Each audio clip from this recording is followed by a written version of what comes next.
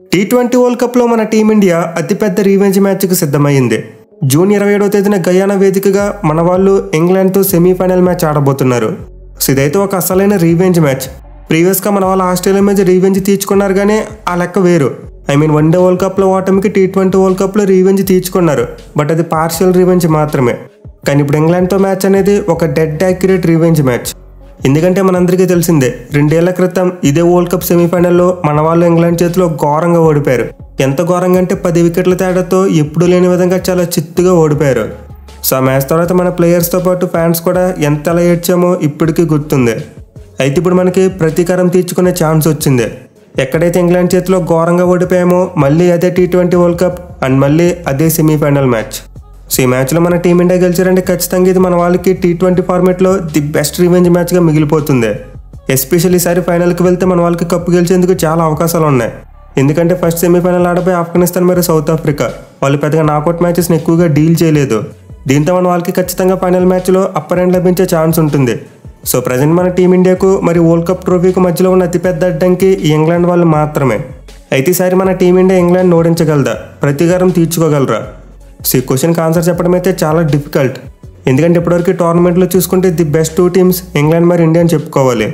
Of course south Africa వాళ్ళు అన్డిఫీటెడ్గా సెమీఫైనల్కి వచ్చారు, but still south ఆఫ్రికాతో పోల్చుకుంటే ఇంగ్లాండ్ టీం ఆపోనెంట్ టీమ్స్ని చాలా డామినేట్ చేశారు. అండ్ మన టీమిండియా చూసుకున్నా ఎక్కడ కూడా తగ్గేది లేదన్నట్టు ఆడారు. సో ఫస్ట్ మ్యాచ్ అనేది 2 జైంట్ టీమ్స్ మధ్య జరగబోతుంది. దీంతో ఎవరు గెలుస్తారనేది చెప్పడం చాలా కష్టం. అఫ్కోర్స్ యాజ్ ఏ టీమిండియా ఫ్యాన్స్గా మనమంతా కూడా ఇండియా గెలవాలని కోరుకుంటాం, బట్ ప్రాక్టికల్గా మాట్లాడుకుంటే మాత్రం ఈ 2 జట్లకు 50-50 ఛాన్సెస్ ఉన్నాయి. మిగిలిన మనమైతే ఒక క్లోజ్ అండ్ హై ఇంటెన్సిటీ ఉండే మ్యాచ్ని అయితే చూడొచ్చు. ఈవెన్ 2 జట్ల మధ్య హెడ్ స్టాట్స్ చూసుకుని అంతే నెక్ టు నెక్ ఉన్నాయి. మొత్తం ఇప్పటివరకు 2 జట్లు 23 టీ20 మ్యాచ్లో తలపడితే మన టీమిండియా 12 గెలిచింది, ఇంగ్లాండ్ టీం 11 గెలిచింది. అంటే 2 టీంలకు డిఫరెన్స్ ఒక్క మ్యాచ్ మాత్రమే.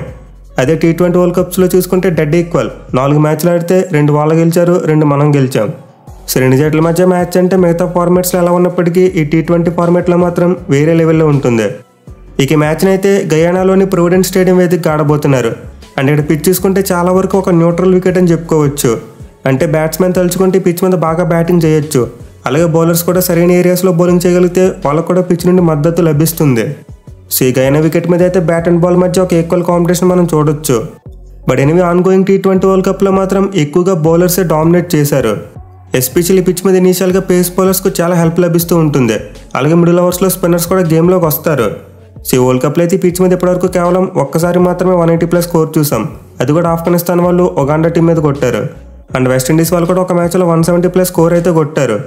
సో బ్యాట్స్మెన్ డిసైడ్ అయ్యి పట్టుదలగా ఆడితే ఖచ్చితంగా ఈ పిచ్ మీద రన్స్ కొట్టొచ్చు. అలా కాకుండా ఏమాత్రం ఏమరపాటుగా ఉన్న బౌలర్స్ కంప్లీట్లీ డామినేట్ చేస్తారు. ఇక ఈ గ్రౌండ్ యొక్క స్టాట్స్ విషయానికి వస్తే ఇప్పటివరకు మొత్తం 18 టీ20 మ్యాచ్లు జరిగాయి. అండ్ 18 మ్యాచ్ల్లో ఫస్ట్ బ్యాటింగ్ చేసిన టీం 6 మ్యాచ్లో గెలిస్తే చేస్ చేసిన టీమ్స్ 9 మ్యాచ్లో గెలిచాయి. మిగతా 3 మ్యాచ్ల్లో ఫలితం రాలేదు. అలాగే గ్రౌండ్లో ఫస్ట్ ఇన్నింగ్స్ యావరేజ్ స్కోర్ చూసుకుంటే కేవలం 133 రన్స్గా మాత్రమే ఉంది. సో స్టాట్స్ బట్టి చూసుకుంటే క్లియర్గా ఇదైతే ఒక హై స్కోరింగ్ వెండి కాదని మనకు తెలుస్తుంది. మెయిన్లీ చేస్ చేసిన టీమ్స్ ఎక్కువ మ్యాచ్లో గెలిచాయి. సో డెఫినెట్లీ మ్యాచ్లో టాస్ అనేది చాలా కీలకం కాబోతుంది. మెయిన్లీ మన వాళ్ళు లాస్ట్ టైం ఇంగ్లాండ్ మీద ఫస్ట్ బ్యాటింగ్ చేసే మ్యాచ్ ఓడిపోయారు. పైగా మ్యాచ్ చూసుకుంటే రెయిన్ థ్రెట్ కూడా ఉంది. సో ఈ మ్యాచ్ అయితే మన టైమింగ్స్ ప్రకారం నైట్ 8 గంటలకు స్టార్ట్ అవుతుంది, బట్ వాళ్ళ టైమింగ్స్ ప్రకారం చూసుకుంటే గురువారం రోజు మార్నింగే మ్యాచ్ ఆడతారు. అంటే మ్యాచ్ జరిగే టైంలో వెదర్ ఫోర్కాస్ట్ చూసుకుంటే 50% కంటే ఎక్కువ ఛాన్సెస్ ఉన్నాయి రెయిన్ పడడానికి. సో దీన్ని బట్టి చూసుకుంటే ఈ మ్యాచ్లో మనకు రెయిన్ బ్రేక్స్ తప్పేలా లేవు. పైగా ఒక మోస్ట్ ఇంపార్టెంట్ థింగ్, ఈ మ్యాచ్కు రిజర్వ్ డే లేదు.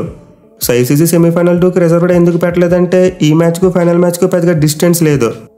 కేవలం 1 డే గ్యాప్లోనే ఫైనల్ మ్యాచ్ యాడ్ అయ్యాలి, అది కూడా కొంత ఎక్కువ దూరం ట్రావెల్ చేసి వేరే ఊరికి వెళ్ళాలి. దీంతో రిజర్వ్ డే రోజు సెకండ్ సెమీఫైనల్ మ్యాచ్ ఆడిన team next day final match ఆడేందుకు చాలా ఇబ్బంది పడుతుంది. ఇన్ఫాక్ట్ ప్లేయర్స్ 100% ఫిట్గా ఉండకపోవచ్చు. సో దీని గురించి అని చెప్పి సెమీఫైనల్ 2కి రిజర్వ్ డేని పీకేశారు. బట్ దీనికి బదులుగా ఈ మ్యాచ్ కోసం ఒక 4 గంటల ఎక్స్ట్రా టైంని పొడిగించారు. అంటే నార్మల్ లీగ్ మ్యాచెస్తో కంపేర్ చేసుకుంటే ఈ మ్యాచ్ కోసం ఒక 4 అవర్స్ ఎక్స్ట్రా కేటాయించారు. సో నార్మల్గా చూసుకుంటే మ్యాచ్కి కట్ ఆఫ్ టైం అనేది నైట్ 12 AM వరకు ఉంటుంది. మ్యాచ్ని స్టార్ట్ చేయనివ్వకుండా ఒక వర్షం 2.5 గంటల పాటు అడ్డు వస్తే ఆ తర్వాత మ్యాచ్ని రద్దు చేస్తారు. బట్ ఇప్పుడు 2.5 గంటలకు 4 గంటలు ఎక్స్ట్రా యాడ్ చేశారు. అంటే ఈ మ్యాచ్కి వర్షం 6.5 గంటల పాటు అడ్డంకి కలిగించిన స్టిల్ 5 అవర్స్ మ్యాచ్ అయితే పెడతారు. ఒకవేళ అది కూడా పాసిబుల్ కాకపోతే మన టీమిండియాకి సూపర్ 8లో ఎక్కువ పాయింట్స్తో పాటు నెట్ రన్ రేట్ బాగుంది కాబట్టి మన వాళ్ళు ఫైనల్స్కి వెళ్తారు, ఇంగ్లాండ్ టీం ఇంటికి వెళ్తుంది. సో మీకైతే రిజర్వ్ డే గురించి ఇప్పుడు ఒక క్లారిటీ వచ్చింది అనుకుంటున్నా.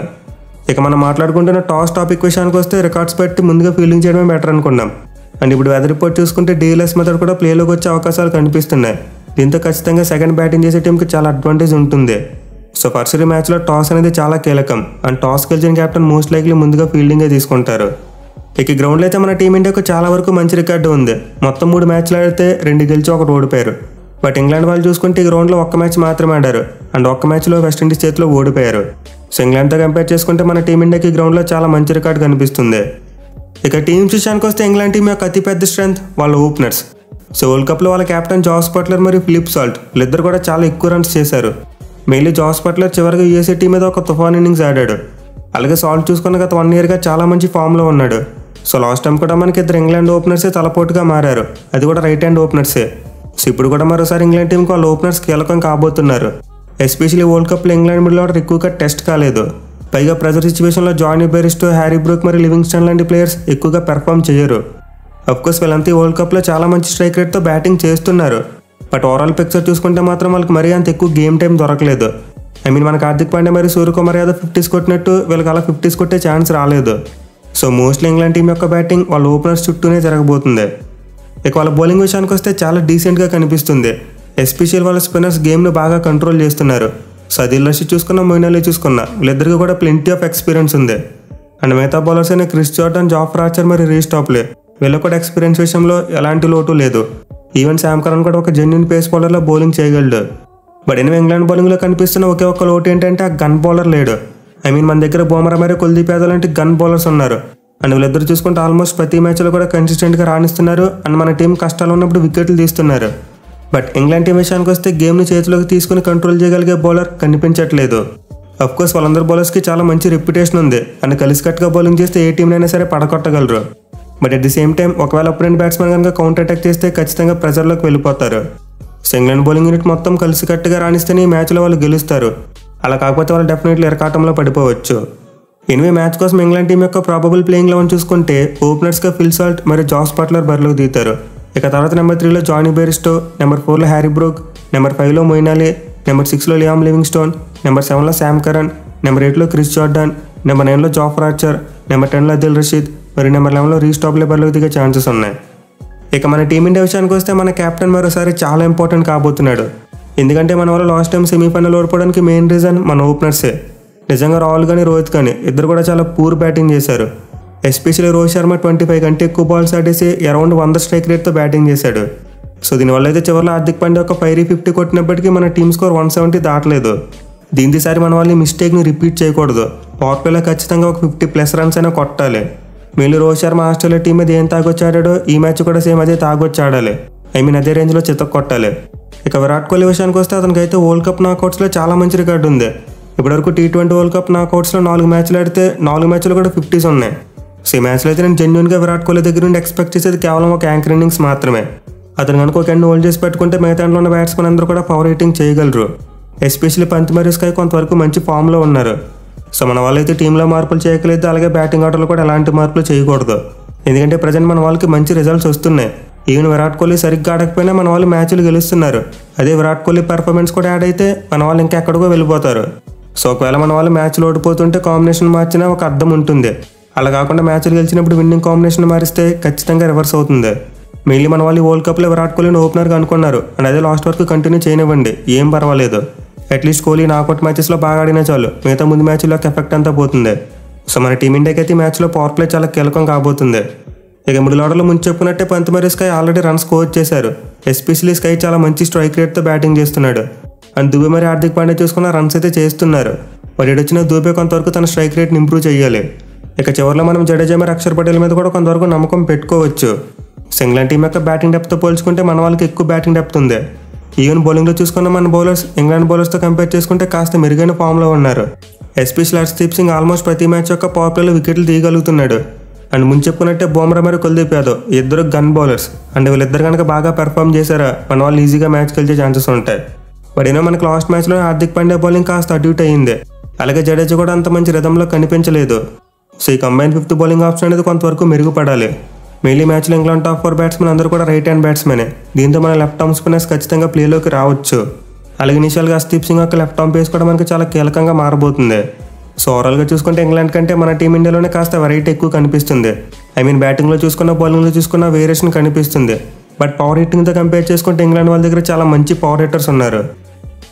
ఎండ్ ఆఫ్ ద డే చూసుకుంటే ముందు చెప్పుకున్నట్టే పవర్ ప్లే చాలా కీలకం కాబోతుంది. మన వాళ్ళు బౌలింగ్ చేసినప్పుడు ఇనీషియల్గా ఫిల్ సాల్ట్ మరియు జాస్ బట్లర్ వికెట్స్ తీయాలి. అండ్ దెన్ ఆటోమేటిక్గా ఇంగ్లాండ్ యొక్క మిడిల్ ఆర్డర్ బ్యాట్స్మెన్ మీద ప్రెజర్ పడుతుంది. ఈసారి వాళ్ళకి బెన్ స్టోక్స్ లాంటి ఒక క్లచ్ ప్లేయర్ లేడు మిడిల్ ఆర్డర్లో.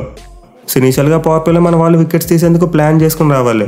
అండ్ మన బ్యాటింగ్ చూసుకుంటే పవర్ ప్లేలో వికెట్స్ పడినా పర్వాలేదు, బట్ రన్ రేట్ మాత్రం మంచిగా ఉండేలా చూసుకోవాలి. ఎందుకంటే మన టీమిండియా దగ్గర చాలా ఎక్కువ బ్యాటింగ్ డెప్త్ ఉంది. సో ముందు వికెట్లు కాపాడుకుని లాస్ట్లో కొడదామని ఇంటెంట్ అయితే ఖచ్చితంగా వర్కౌట్ అవ్వదు. మన వాళ్ళు స్టార్టింగ్ నుండి all guns pleasing first over నుండి ఇంగ్లాండ్ బౌలర్స్ మీద ప్రెజర్ పెట్టాలి. అప్పుడు మాత్రం మన వాళ్ళు ఈ మ్యాచ్లో కమాండింగ్ పొజిషన్కి వెళ్ళగలరు. సో ఐ హోప్ నేనైతే ఈ మ్యాచ్లో మన టీమిండియా రివెంజ్ తీసుకుని ఫైనల్కి వెళ్తుంది అనుకుంటున్నా.